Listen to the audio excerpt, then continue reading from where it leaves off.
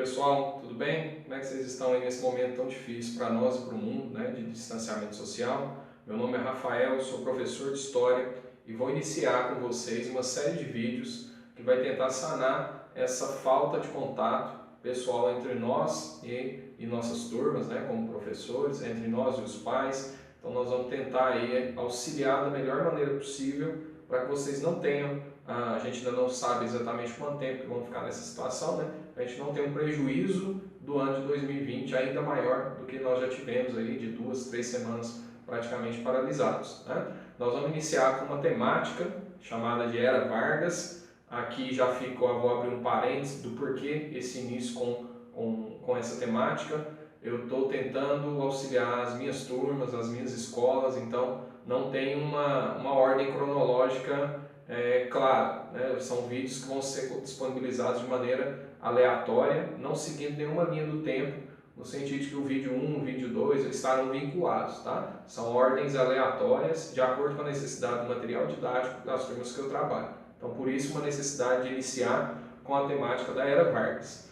A Era Vargas ela tem algumas particularidades que outros temas não têm, né? Dentro da história do Brasil, uma das temáticas mais importantes, sem dúvida nenhuma. Por que ela é tão importante? Primeiro que ela tem uma repercussão histórica muito grande. É o período que nós denominamos como Era Vargas, que vai de 1930 até 1945, né? Ele tem um impacto muito grande nos trilhos da história brasileira. A gente muda de curso, né? Então, a gente diz que a Era Vargas, existe um Brasil, né, anterior à Era Vargas e um Brasil posterior à Era Vargas. Não estou dizendo que é um momento melhor, que é um momento pior, né? Nós não estamos fazendo aqui nenhum tipo de juízo de valor em relação ao presidente Vargas ou ao governo do presidente Vargas. A gente vai analisar historicamente qual que é o impacto desse período para a história brasileira. Só que antes de a gente iniciar o processo de estudo da Era Vargas, a gente precisa de ter alguns conhecimentos anteriores, concorda? Então basta a gente lembrar, para quem já viu essa matéria, pessoal, principalmente do terceiro ano, né, uma aula mais direcionada para o pessoal do terceiro ano do ensino médio, tá? Já estudou Primeira República e crise de 29, a gente vai ter que retomar algumas ideias aqui de maneira bem objetiva, né, para que o vídeo não fique muito longo, né? Mas se houver necessidade, a gente também vai disponibilizar vídeos sobre crise de 29 e sobre a Primeira República Brasileira. Mas vamos lá. Qual a relação então de Era Vargas com Primeira República? Primeira República no Brasil, nós vamos de 1889, fim do segundo reinado, deposição do Dom Pedro II, os militares tomam o poder, né, na figura de Deodoro da Fonseca e posteriormente Floriano Peixoto, são os nossos dois primeiros presidentes, a partir de um acordo, né, com a nossa elite política, a nossa elite econômica, eles são alçados ao poder e a partir daí então a gente inicia um novo momento da história brasileira, que seria o nosso terceiro momento, né? A gente tem o período Brasil colonial, Brasil imperial e agora Brasil República, né? Então a gente inicia em 1889, mais especificamente no 15 de novembro de 1889, o que nós vamos denominar de Primeira República, República Velha ou República do Café com Leite. E aqui a gente tem alguns problemas. Politicamente correto, qual que é a ideia que a gente tem que trabalhar? A ideia de Primeira República.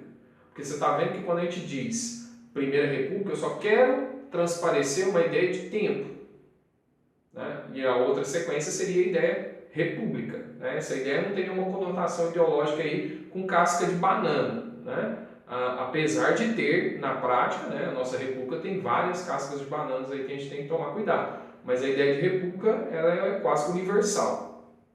A segunda questão é, quando eu trato de República Velha ou República do Café com Leite, aí já entra em outro patamar, porque é carregado de vários sentidos ideológicos, políticos e culturais, que não cabe aqui nesse vídeo serem explicados, mas que a gente tem que tomar cuidado a partir de agora, tá? Quando eu digo República Velha, eu estou agindo de maneira, eu estou classificando de maneira pejorativa, negativa, não estou fazendo uma avaliação positiva desse período. Então, automaticamente, a gente vai pensar que não foram eles que viveram a Primeira República que se autoclassificaram como República Velha. Então, é a posteriori, né, é durante a Era Vargas e após a Era Vargas que a gente vai consolidar na historiografia, né, que também está sendo revista, sobre essa ideia de República Velha, não é o termo mais correto.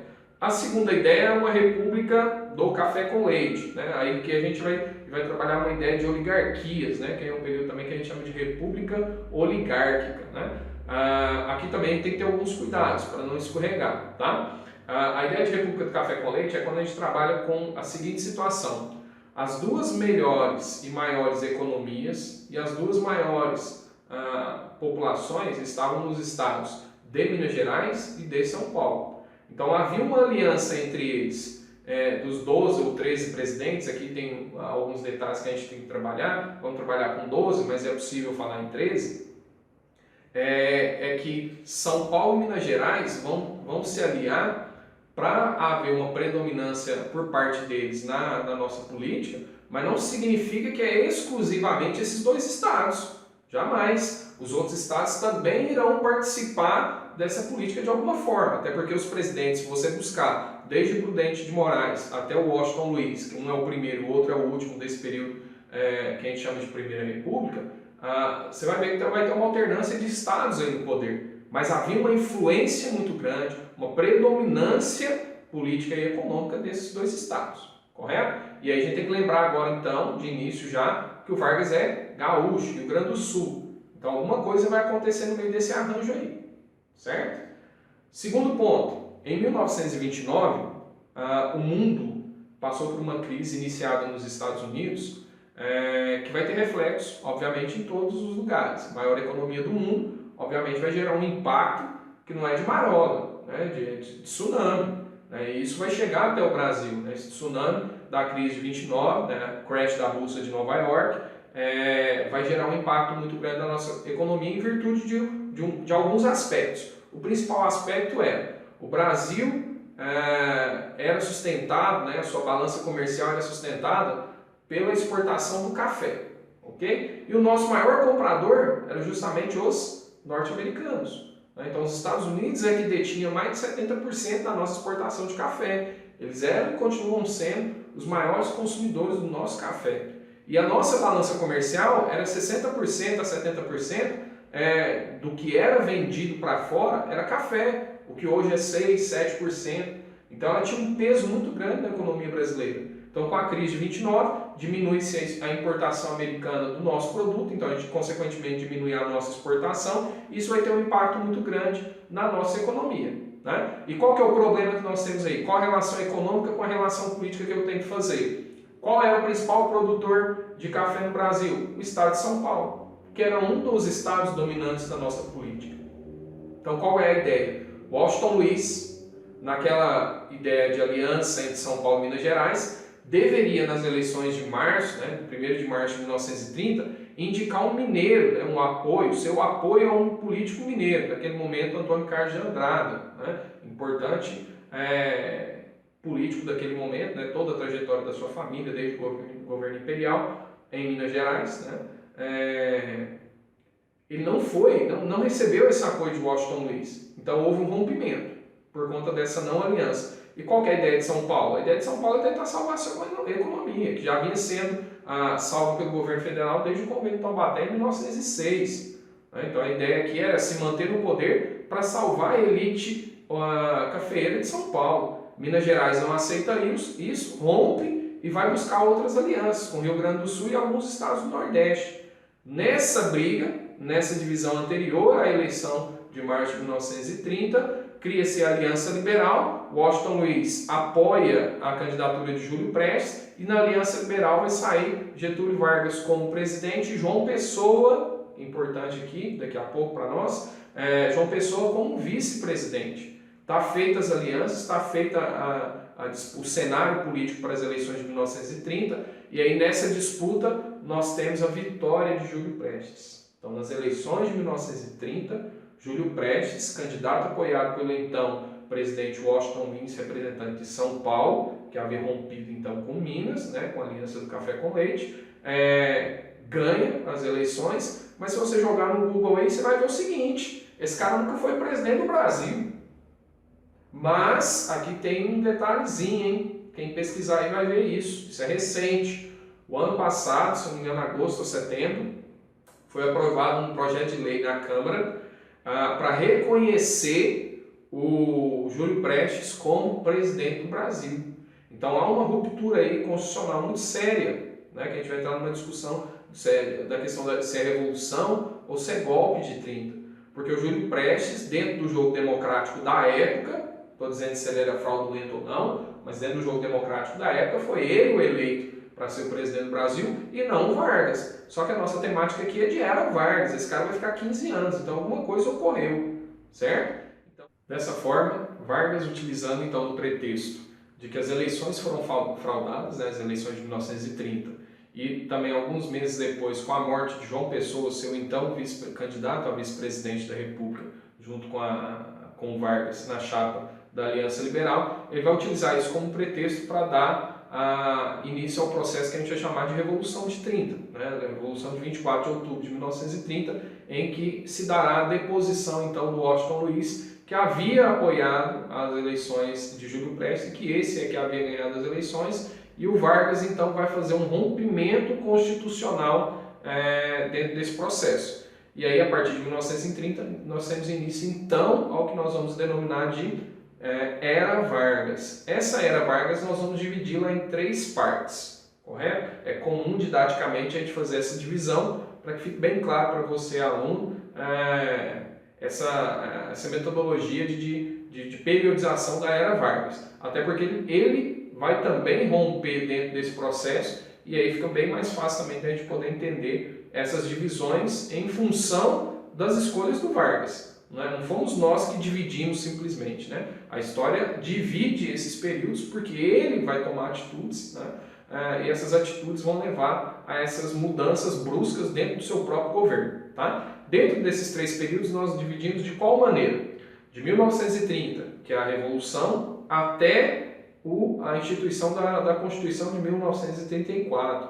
Então, de 1930 até 1934, nós vamos chamar de governo provisório. Instituída a Constituição, promulgada essa Constituição de 34, que é a nossa segunda Constituição republicana e a nossa terceira Constituição como país, nós temos início um outro período, o segundo período da Era Vargas. Esse período, segundo período, nós vamos trabalhar como sendo o governo constitucional. Aí você lembra de que em 34 foi feita a Constituição, então período constitucional. Então nós vamos ver de 34 até 37, né, as características desse governo constitucional. Em 37 acontece alguma coisa, né, algumas, né, no sentido plural, não foi uma única, que vai levar Vargas novamente a romper essa questão constitucional. E aí inicia-se a fase da ditadura de Vargas, que a gente também pode denominar de, mais comumente a gente falar, Estado Novo. E o Estado Novo vai até o final da Segunda Guerra Mundial, porque por conta de algumas contradições, Vargas vai ser obrigado praticamente a renunciar, certo? Então nós temos de 30 a 34 governo constitucional, que a gente ainda vê nesse vídeo, governo provisório, desculpe. De 34 até 37, o governo constitucional, que a gente vê em próximo vídeo, e 37 a 45 num terceiro vídeo, né, que é o Estado Novo. Dentro desses 15 anos, então, a gente denomina de Era Vargas. Governo provisório, primeiras medidas tomadas pelo governo Vargas, né? Esperto que ele era, faz a seguinte situação: não posso dar esse golpe e ficar isolado no governo federal. Eu vou ter que me rodear de gente que vai apoiar esse processo revolucionário para eu ter uma sobrevida ali na frente. Né? Então, primeiras medidas: decreto-lei suspendendo então a Constituição de 1891, destituindo o Congresso Nacional, algo gravíssimo para os dias atuais, né, no período democrático, destituindo as assembleias estaduais, retirando os governadores, que à época eram chamados de presidentes de Estado, e retirando os prefeitos municipais, que passaram a ser denominados também como interventores. Então, interventores estaduais e interventores municipais, escolhidos por quem? Pelo próprio Vargas. Em geral, militares ou pessoas que estiveram ligadas ao processo revolucionário, né? Homens da sua confiança, para que não houvesse um processo de contra-revolução que vai acontecer logo em seguida, né? Naquele estado que menos o apoiou, obviamente, dentro desse processo revolucionário, que vai ser São Paulo, mas isso é daqui a pouco. Tá? Então ele toma essas medidas para se cercar politicamente ali, para ter uma sobrevida no poder, e começa a trabalhar suas ideias políticas mesmo, né? Criando, por exemplo, Ministério da Educação, Ministério do Trabalho, Indústria e Comércio, Justiça do Trabalho. Então ele vai trabalhar em várias frentes para que a própria população aceite aquele governo que não é democrático, que não é reconhecido legalmente, né? Então essas medidas vai fazer com que ele permaneça no poder por 15 anos, além dessas outras medidas, porque aqueles que forem contrários, obviamente, a essas medidas, ele vai ter que resolver de uma outra forma, né? Com a utilização, por exemplo, da força, tá? Então, essas criações vão levar aí o Vargas a permanecer por tanto tempo. Primeiro obstáculo do governo Vargas, a crise cafeeira que já vinha se arrastando há muito tempo, né? Lembrando que a gente falou da crise de 29, né? Então, o início do governo Vargas ele vai ter que resolver esse problema do café. Mesmo tendo São Paulo não como seu aliado, ele vai ter que resolver o problema como o estado mais rico do país. Então ele vai criar um Conselho Nacional do Café que vai fazer com que aquela sobra de café, né, aquele café excedente, seja comprado pelo governo, seja queimado, diminua-se a oferta desse produto, né, eleva-se o preço e aí resolveria o problema da elite agrária do Brasil. Tá? Conseguiu resolver por completo? Não, isso foi se arrastando por algum tempo. Né? Por conta disso, São Paulo cobrava um posicionamento a Getúlio Vargas em relação à Assembleia Nacional Constituinte, tá? E as mudanças das nomeações que ele fez. Para São Paulo, por exemplo, ele vai nomear um militar e pernambucano como interventor do Estado. O Estado de São Paulo, os paulistas não vão gostar disso. O que eles queriam? Um paulista no poder e que fosse civil. Né? Então Vargas vai relutar, num primeiro momento, a atender essas questões paulistas, né? A questão da Constituição, a elaboração de uma nova Constituição que ele havia prometido também. Porém, enquanto a diplomacia não funciona, acaba estourando em 1932, em 9 de julho de 1932, em São Paulo, a Revolução Constitucionalista. Né? O que os paulistas queriam? Uma Assembleia Nacional Constituinte para a elaboração de uma Constituição Federal e a nomeação de civil e paulista para o cargo de São Paulo. Né? O Getúlio Vargas, no primeiro momento, não atende, reúne as suas forças e sufoca a Revolução, que vai durar somente 3 meses, né? Que entra para a historiografia paulista aí, até hoje. Né? Cria-se símbolos, né? Para avenidas, monumentos, né? Para restabelecer aí esse patriotismo paulista, né? Em relação à Revolução Constitucionalista de São Paulo. Mas Vargas, logo depois, obviamente pensando com você e seus aliados, né? Ele percebe que não daria para ter São Paulo como inimigo, então ele resolve atender ao pedido não só de São Paulo como de outros estados também, né? Cria-se então uma Constituição em 1934 e algumas medidas vão sendo tomadas agora de abertura até um determinado momento. Isso aí vai chegar ao seu limite daqui a pouco, ok?